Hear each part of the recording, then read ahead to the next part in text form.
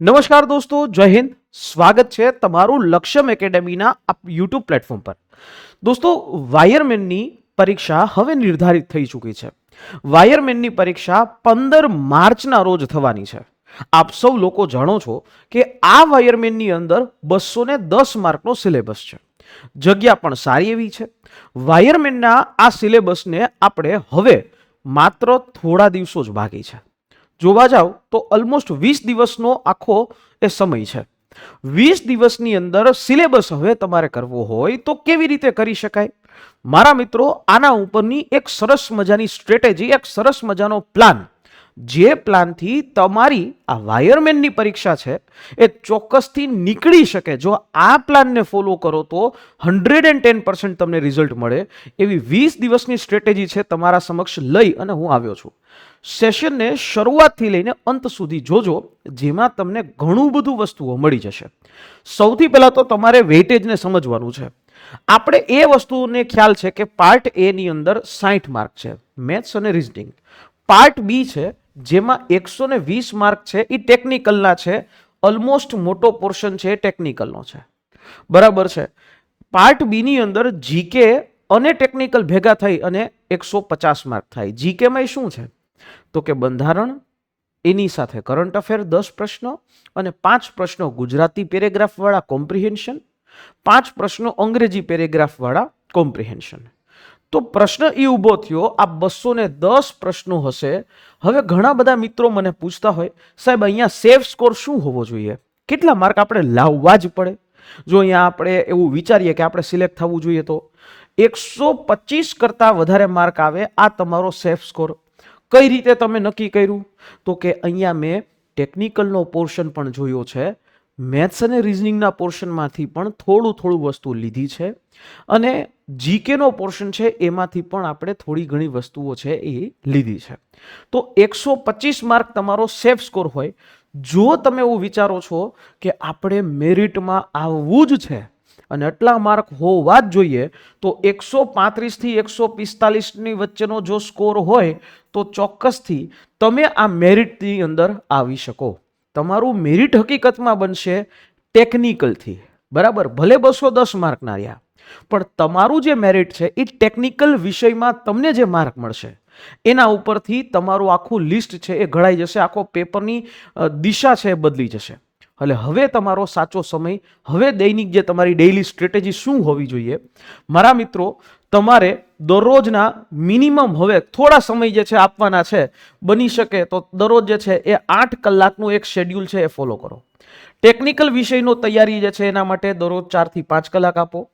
Part એ ની અંદર 1 કલાક મેથ્સ, 1 કલાક રીઝનિંગ, અથવા તો પાર્ટ એ ની અંદરના 2 કલાક મેથ્સ, બીજા દિવસે 2 કલાક રીઝનિંગ. અને જીકે ને કોન્સ્ટિટ્યુશન માટે દરરોજ 1 કલાક આપો. એટલે વિચારો, 4 કલાક આ, 2 કલાક આ અને 1 કલાક આ, એટલે 7 થી 8 કલાક તમે આપો એટલે તમારી આ વાયરમેનની પરીક્ષા પાસ થઈ જશે, બરાબર. અહીંયા ટેકનિકલની અંદર પણ તમારા જે કોર સબ્જેક્ટ છે એને પકડો.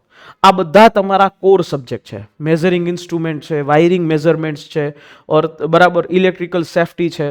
દરરોજ જે છે બે ટોપિક્સને સમજો અને એ 2 ટોપિકને લઈ અને 2 ટોપિકના MCQ જે છે એ કરવાનું શરૂ કરો. દરરોજ 2 ટોપિક જે છે જોતા જવાના, કોર સબ્જેક્ટ જે પકડતા જવાના. ઇલેક્ટ્રલ બેઝિક્સ છે, ઓહમ્સ લો છે, કિર્ચોફ લો છે, આ બધા ઇમ્પોર્ટન્ટ ટોપિક્સ છે. આ વસ્તુ છે એ કેટલા માટે ઇમ્પોર્ટન્ટ છે? કારણ કે દિવ્યાંગ ભરતીની અંદર જે વસ્તુ થઈ છે એના આધાર ઉપર હું તમને આ કોર સબ્જેક્ટ છે, તમારા કોર ટોપિક્સ છે, એ આખું લિસ્ટ છે એ આપું છું. આ બધું જે છે કોર ટોપિકનું લિસ્ટ છે. ત્યાર પછી રીઝનિંગ છે, તો એમાં કયા એવા IMP ટોપિક્સ છે કે જે કરી લ્યો એટલે તમારું વસ્તુ પાસ જ થઈ જાય. રીઝનિંગ છે એની અંદર જોવા જાવ તો સિરીઝ છે, એનાલોજી છે, કોડિંગ ડીકોડિંગ છે, બ્લડ રિલેશન છે, ડાયરેક્શન છે, સિલોગિઝમ્સ છે, બરાબર. આ વસ્તુ તમારે આટલું વસ્તુ કરો એટલે તમારું ઓલમોસ્ટ વસ્તુ પાસ થઈ શકે. મેથ્સની અંદર પર્સન્ટેજ છે, રેશિયો છે, પ્રોફિટ લોસ છે, ટાઈમ એન્ડ વર્ક છે, બરાબર છે. પછી સિમ્પલ ઇન્ટરેસ્ટ, કમ્પાઉન્ડ ઇન્ટરેસ્ટ એટલે કે સાદું વ્યાજ, ચક્રવૃદ્ધિ વ્યાજ છે, આ બધા છે. હવે પાર્ટ એ છે ને એ 60 માર્કનો છે, અને આ 60 માર્ક છે ને તમારો સમય ખાઈ જશે. એટલે પહેલી વસ્તુ એ કે અહીંયા તમારી સ્પીડ આવવી જોઈએ, સ્પીડની સાથે જવાબો આવવા જોઈએ.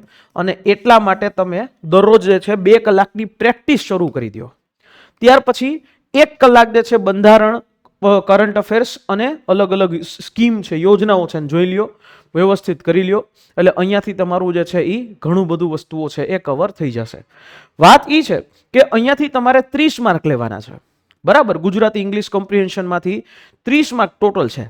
તમારો ટાર્ગેટ 18 થી 20 માર્ક આવી જાય ને તો પણ ઘણું જે છે એ થઈ જશે, બરાબર. ગુજરાતના કરંટ અફેર્સની અંદર ઘણા બધા મિત્રો મને પૂછતા હોય કે સાહેબ કેટલા મહિનાનું કરંટ અફેર કરવું?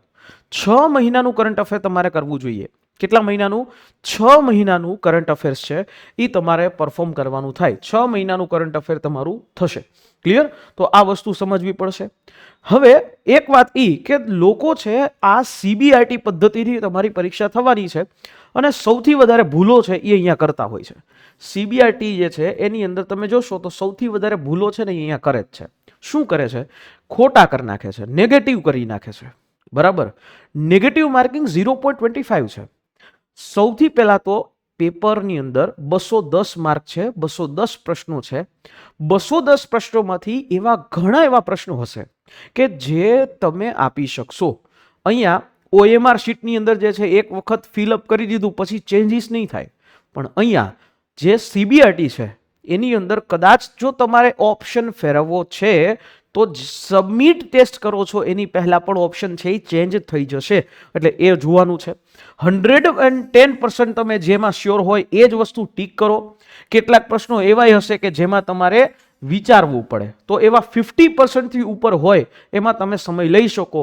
પણ હાવ બ્લાઇન્ડલી જે છે કે એક બરાબર જય રામજી કી અથવા તો જય બજરંગ બલી કે જય માતાજી કરીને જે લોકો બ્લાઇન્ડલી જે છે એ કરશે એ લોકોના નેગેટિવ કપાશે. એક વસ્તુ વિચારવાનું છે કે 4 નેગેટિવ થાય ને 4 ખોટા પડે ને તો તમને સીધો 1 માર્કનો લોસ થાય. કેટલા? 1 માર્કનો, બરાબર. મેરિટમાં આવતા હોય ને તોય નીકળી જાવ. એટલે આ નેગેટિવ માર્કિંગથી બચવા માટેનો સિમ્પલ રસ્તો છે. જે તમને એવું લાગે છે કે આ ઓકે છે, આમાં મને આવડે છે, એવા જ પ્રશ્નો તમારે ટીક કરવા જોઈએ. ક્લિયર? અહીંયા 210 પ્રશ્નો છે તો એમાંથી 80% તમારી એક્યુરસી હોય.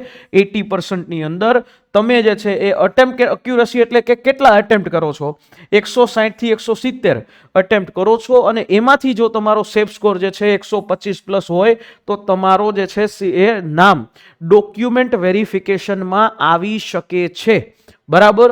આ જે ગઈ વખતના જે પેપર, દિવ્યાંગ ભરતીના પેપર, આ બધાને જોઈને મેં આ સ્ટ્રેટેજી છે તૈયાર કરી છે. છેલ્લે 15 તારીખે તમારી પરીક્ષા છે, બરાબર. 15 તારીખે તમારી આ પરીક્ષા છે. હવે 15 તારીખે પરીક્ષા હોય ને તો ત્યારે છેલ્લે તમારે શું કરવું જોઈએ? દરેક લોકો અહીંયા ભૂલ કરે, નવા ટોપિક્સ ચાલુ કરે, બરાબર. જે વસ્તુ કોઈ દી વાંચી જ ન હોય ને એવા વસ્તુઓ વાંચવાનું ચાલુ કરે.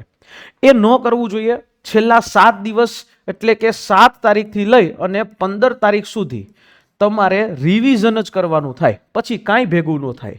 ડેઇલી રિવિઝન કરી, ડેઇલી જે છે એક mock test, full mock test. સાહેબ આપણે લક્ષ્યમ એકેડેમીની વેબસાઇટ ઉપર જશો અથવા તો લક્ષ્યમ એકેડેમીની મોબાઈલ એપ્લિકેશન ઉપર આવશો તો તમને ફ્રી મોક ટેસ્ટ મળશે. અહીંયા તો સાહેબ અમે 10 જે છે એ મોક ટેસ્ટ ફ્રી કરી દીધી છે, બરાબર છે. જે ફૂલ મોક ટેસ્ટ છે, કેવી? ફૂલ મોક ટેસ્ટ 210 માર્કની આખી મોક ટેસ્ટ છે. કઈ રીતે લેશો?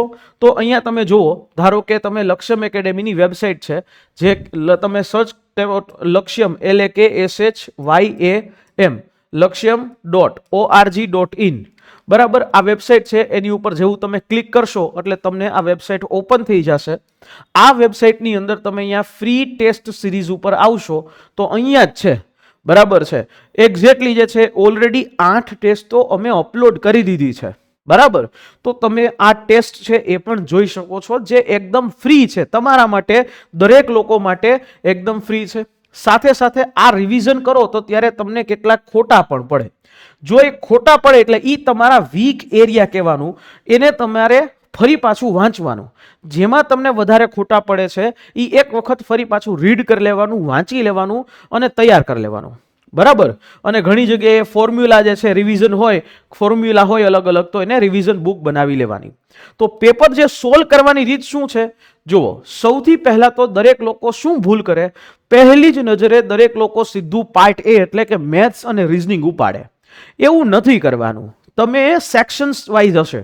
જેમ અહીંયા આપણી ટેસ્ટ સિરીઝ છે ને, એમાંય આપણે સેક્શન આપ્યા છે. જો બરાબર આપણી આ ટેસ્ટ સિરીઝની અંદર પણ સેમ ટુ સેમ અહીંયા ત્યાં જે છે એના જેવું જ હશે. તમે જોશો અહીંયા મેથ્સ, રીઝનિંગ, ડીઆઈ, ટેકનિકલ આ રીતે હશે. બરાબર, તો ન્યા જે છે પણ સૌથી પહેલા ટેકનિકલ ઉપાડી લ્યો. દરેક લોકો શું કરે, પહેલા મેથ્સ રીઝનિંગ ઉપાડે. એવું ન કરતા, કારણ કે મેથ્સ રીઝનિંગ તમારો ટાઈમ ખાઈ જશે. તમે જેના માટે એક્સપર્ટ છો એ 120 માર્કનું ટેકનિકલ છે. એ ટેકનિકલ જે છે એને સૌથી પહેલા સોલ્વ કરવું પડે તમારે અહીંયા. બરાબર, ટેકનિકલને સૌથી પહેલા સોલ્વ કરવું પડે, કારણ કે ટાઈમ મેનેજમેન્ટ છે ને એ મહત્વનું છે. જો નહીં કરો ને તો 3 કલાકનો સમય ઘટશે. તો 210 માર્ક છે, ટાઈમ મેનેજમેન્ટ કરવું પડે. પહેલા ટેકનિકલ કરો, પછી પાર્ટ એ અથવા તો પાર્ટ બી, પાર્ટ એ જે છે એ કરો.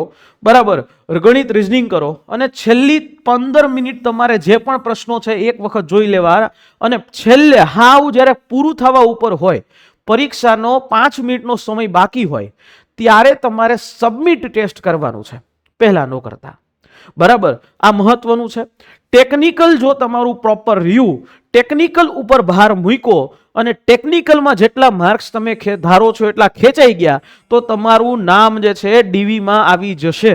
આ સ્ટ્રેટેજીને ફોલો કરો, 110% એ પરીક્ષા પાસ થશે. અને હવે તો લક્ષ્યમ એકેડેમીનો સંપૂર્ણ રેકોર્ડેડ કોર્સ માત્ર 999 રૂપિયામાં પણ મળે છે. જો એમાં બધી જ વસ્તુ કવર થઈ જાય છે, તમારે જોવું હોય તો એ પણ જોઈ શકો છો. અને લક્ષ્યમ સ્ટોર ઉપર જઈ લક્ષ્યમ એકેડેમીની બુક, વાયરમેનની આખી 120 માર્કની ટેકનિકલ બુક છે, એ પણ તમે ઓર્ડર કરી શકો છો. બરાબર, સીધી તમારા ઘરે વહેલા તે પહેલાના ધોરણે પહોંચાડી દેવામાં આવશે. આશા રાખીએ આ માહિતી તમને સમજાઈ હશે. અને તેમ છતાં કોઈ ક્વેશ્ચન છે તો નીચે કોમેન્ટ બોક્સ ખુલ્લું છે, એમાં તમે પ્રશ્ન એ તમારો પૂછી શકો છો. અમે બની શકશે એટલે એના ઉપર વિડીયોના મારફતે તમને માહિતી આપવાની કોશિશ કરશું. બીજી વાત, જો આ વિડીયો ગમ્યો હોય તો જો સબસ્ક્રાઇબનું જે બટન છે એ પણ દબાવી દેજો, અને આ વિડીયોને તમારા વાયરમેનની તૈયારી કરનારા તમામ મિત્રો સુધી પહોંચાડી દેજો. બરાબર, ફરી પાછા મળીએ નેક્સ્ટ આપણા કોઈ અવાજ સેશનની અંદર. ત્યાં સુધી મને રજા આપશો. જય હિન્દ, જય ભારત.